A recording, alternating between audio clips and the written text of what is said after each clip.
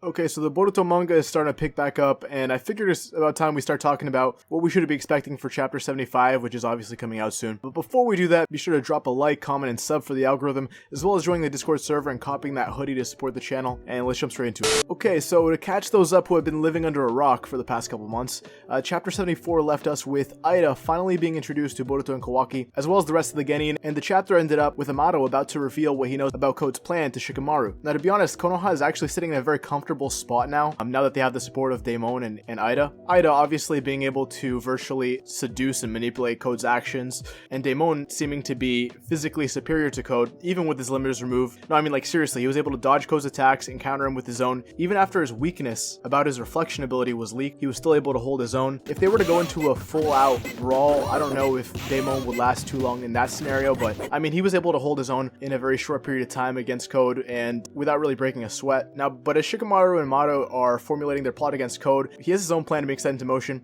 So he moved to the Otsutsuki dimension in chapter 72 and split the 10 tails into these smaller super soldiers with his claw marks. They can almost be seen as like a smaller tailed beast per se. I actually predicted something similar might actually happen, but obviously there's probably more to come to this. And thus Code wants to use his little mini tailed beasts to help him kill Kawaki, as he feels like he's the reason why Eida is no longer with him, and obviously to have Boruto fed to the 10 tails to sprout the divine tree to make him a true Otsutsuki. Now, as far as chapter 75 is concerned, we're going to see a lot of dialogue with Amato as far as him assisting in the plan against Code.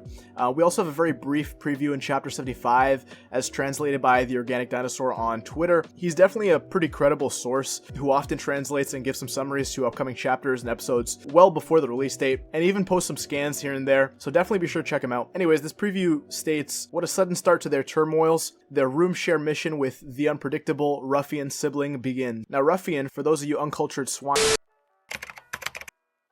for those of you who want to know what that means, it just means it's a violent person. So this chapter will likely have some spontaneous actions with these two siblings, which may potentially result in some violent behavior. Now, again, if we analyze the beginning of this preview, some turmoil will begin as well. I see that obviously being targeted against Konoha, but I don't think that it will be Code quite yet. I remember that Shikamaru previously stated that if she really wanted to, Eida would probably be able to take over the village, which is a scary thought, but is not entirely out of the realm of possibility. I mean, Shikamaru definitely does seem to have some foresight in these types of situations, so I'm not saying that's going to happen. I'm just saying to keep your eye out. We may also see Code's next move, as we haven't really seen a focus on him in the past few chapters. Personally, I'm not expecting any violence, or at least not against Code, in these next chapters. More so some plot building, and perhaps I'm expecting to see more of that around the end of chapter 80 or so. So a little bit farther in the future. There's not much to speculate here, but something to note is that Shikamaru also pointed out something that us, the viewers, have noticed for a while now, and that is that Amato seems to have some alternative goal by restoring Kawaki's karma, and that could likely be due to trying to resurrect another Otsutsuki or give himself Kawaki's body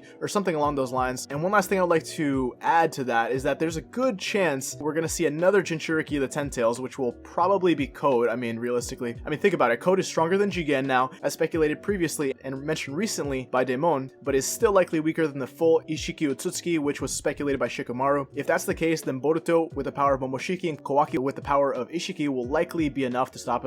To counteract this, he might have to become a Jinchuriki, which would probably tip the balance in his favor. After that, it's pretty difficult to see what would come next, and that may even play a part in the beginning of the end, as we saw in the first episodes of Boruto. Now, Code seems pretty adamant about destroying the village and killing the Hokage, so I think a potential twist that I foresee, putting on my little prediction hat, could be that Code could use Kawaki's karma to take over his body and to do those things, right? The only problem that I see with this is that Boruto referred to Kawaki as himself during that altercation, but this could potentially be an easy problem to fix, depending on how the writers approach this. Anyways, let me know what you guys expect for these upcoming chapters and what you hope for. If you guys like more videos like this, be sure to drop a like, comment, and subscribe for the algorithm, as well as joining the Discord server and copying that hoodie, and I'll catch you in the next one.